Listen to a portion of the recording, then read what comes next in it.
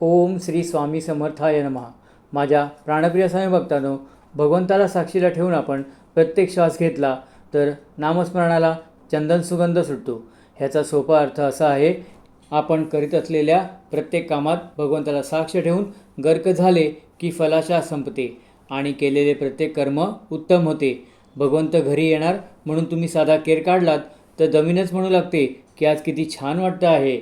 याचा अर्थ असा की परमेश्वराच्या चरणांना केर लागू नये म्हणून जेव्हा केर काढला जातो तेव्हा प्रत्येकाचे पाय समाधान पावतात.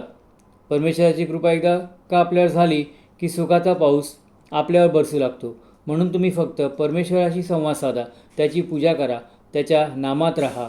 मर्स्य माणसांची खुशामत करण्यापेक्षा परमेश्वराचे गुणगान गा, त्यातच आयुष्यभर पुरेल एवढा आनंद भरलेला आहे.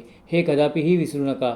थोडक्यात परमेश्वराशीच अनुसंधान ठेवा. श्री स्वामी समर्थ.